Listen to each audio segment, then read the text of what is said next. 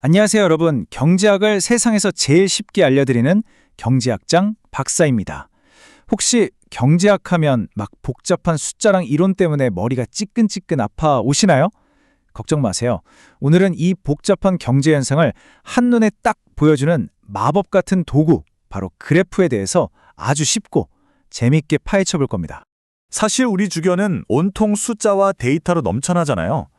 주식 시장만 봐도 그렇고 물가 상승률, 실업률, 이런 정보의 홍수 속에서 대체 뭘 어떻게 봐야 핵심을 파악할 수 있을까요? 네, 정답은 바로 여기 있습니다.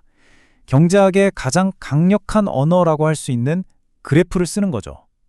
그래프는요, 이 흩어져 있는 수많은 데이터를 아주 명쾌한 그림 하나로 바꿔주는 그야말로 마법 같은 도구거든요. 자, 오늘 우리가 함께 떠날 탐험의 지도입니다. 먼저 경제학에서 왜 그래프가 중요한지부터 시작해서 그래프를 읽는 핵심 비법까지 차근차근 하나씩 저만 따라오시면 됩니다. 자, 첫 번째 순서입니다. 도대체 경제학자들은 왜 그렇게 그래프를 좋아할까요? 그 이유부터 한번 알아보겠습니다. 핵심은 바로 이겁니다. 관계를 보여준다는 것.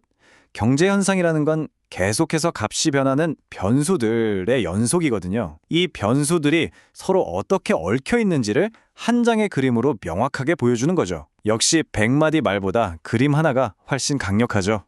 그럼 그 관계를 담아내는 그림, 즉 그래프는 대체 어떻게 생겼을까요? 모든 건물의 기초가 중요하듯 그래프의 기본 뼈대부터 한번 살펴보겠습니다. 자, 이 그림 한번 보실까요? 뭔가 선이 있어서 복잡해 보이나요? 근데요, 알고 보면 정말 간단합니다. 모든 그래프는 딱 두 개의 기준선으로 이루어져 있어요. 이렇게 수평으로 쭉 뻗은 가로선, 이걸 우리가 X축이라고 부르고요. 그리고 위로 쭉 뻗은 세로선, 이게 바로 Y축입니다. 그리고 이 둘이 딱 만나는 저 지점, 0에서 시작하는 저기를 바로 원점이라고 하는 거죠. 그리고 이 축에는 두 종류의 변수를 표시합니다. 보통 가로축, 즉 X축에는 원인이 되는 독립변수를 놓고요. 세로축, Y축에는 그로 인한 결과를 나타내는 종속변수를 표시하죠. 예를 들면 이런 거예요. 실의 온도가 올라가는 게 원인이 돼서 소다수 판매량이라는 결과가 어떻게 변하는지 보고 싶을 때 딱이죠. 좋습니다. 이제 이론은 충분하고요. 실제 데이터를 가지고 이 그래프에 생명을 한번 불어넣어 보죠. 점을 콕콕 찍어서 관계를 그려보는 겁니다. 먼저 이렇게 표로 정리된 데이터가 필요합니다. 이 표는 보니까 바깥 온도가 변할 때 소다수 판매량이 어떻게 달라지는지를 보여주네요. 온도가 0도일 때는 10개가 팔리고 80도일 때는 70개가 팔리고 이런 식이죠. 자, 이 숫자들을 이제 그래프로 옮겨볼게요. 예를 들어서 저기 C 지점을 한번 볼까요? 가로축에서 온도 40을 찾고요. 세로축에서 판매량 30을 찾아서 두 선이 눈으로 쭉 따라가서 만나는 지점에 점을 콕 찍어주면 끝입니다. 어때요? 정말 쉽죠? 이렇게 표에 있는 모든 점들을 다 찍은 다음에요. 그 점들을 쭉 이어서 연결하면 드디어 흩어져 있던 숫자 덩어리가 의미 있는 하나의 선으로 완성됐습니다. 데이터 속에 숨어있던 둘의 관계가 드디어 우리 눈에 보이기 시작한 거죠. 자, 그럼 이 선, 이 곡선이 우리에게 대체 무슨 말을 하고 있는 걸까요? 이 그래프의 언어를 한번 해석해 보겠습니다. 그래프가 보여주는 관계는 크게 두 가지 종류가 있어요. 왼쪽 그림처럼 선이 오른쪽 위를 향해서 쭉 올라가죠? 이런 걸 양의 관계라고 합니다. 반대로 오른쪽 그림처럼 선이 오른쪽 아래로 쭉 내려가면 이걸 음의 관계라고 불러요. 양의 관계라는 건 뭐냐면요. 두 변수가 같이 간다는 뜻이에요. 한 팀인 거죠. 방금 우리가 본 소다수 예시처럼 온도가 올라가니까 판매량도 같이 올라가는 그런 관계를 말합니다. 그럼 음의 관계는 뭘까요? 네, 맞습니다. 서로 반대로 움직이는 거예요. 청개구리 같은 관계죠.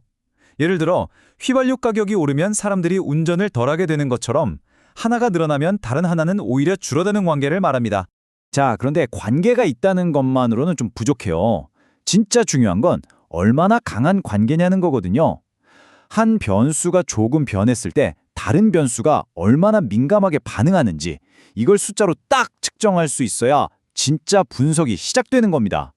바로 이때 등장하는 개념이 바로 기울기입니다. 기울기는 말 그대로예요. 우리 그래프의 선이 얼마나 가파른지 그 경사도를 나타내는 숫자입니다. 자, 드디어 핵심 공식이 나왔습니다. 이거 보고 수학이다 하고 겁먹으시면 절대 안 돼요. 진짜 쉬워요. 자, 보세요. 기울기는요, 그냥 y가 얼마나 변했나를 x가 얼마나 변했나로 나눠주기만 하면 끝입니다. 여기 보이는 이 삼각형 모양 기호는 델타라고 읽는데 그냥 변화량이라는 뜻의 기호일 뿐이에요. 즉, x가 한 칸 움직일 때 y가 몇 칸이나 움직이는지 그 비율을 보겠다는 거죠. 실제로 한번 계산해 볼까요? 이 그래프 위에 있는 아무 점 두 개를 딱 찍어보세요. 자, x값이 20에서 30으로, 그러니까 10만큼 늘어나는 동안 y값은 어떻게 됐죠? 60에서 55로 오히려 5만큼 줄었네요. 이렇게 각 축의 변화량을 먼저 구하는 게 첫 번째 단계입니다. 자, 이제 나누기만 하면 됩니다.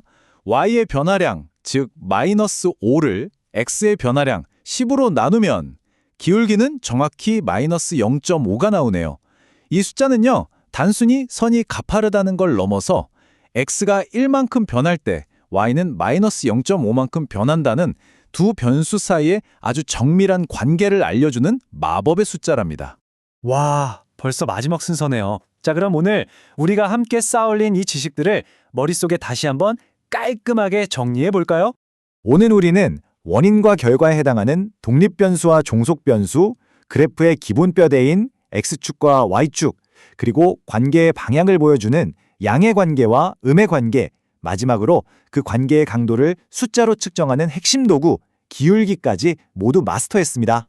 자, 오늘 우리는 이 직선이라는 아주 강력한 도구로 세상을 보는 법을 배웠습니다. 근데요, 마지막으로 이런 질문을 한번 던져보고 싶어요.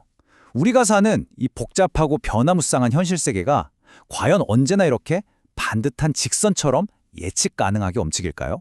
어쩌면 세상은 울퉁불퉁하고 예측 불가능한 곡선으로 가득 차 있는 건 아닐까요? 그 흥미진진한 곡선의 세계는 다음 시간에 함께 탐험해 보도록 하죠.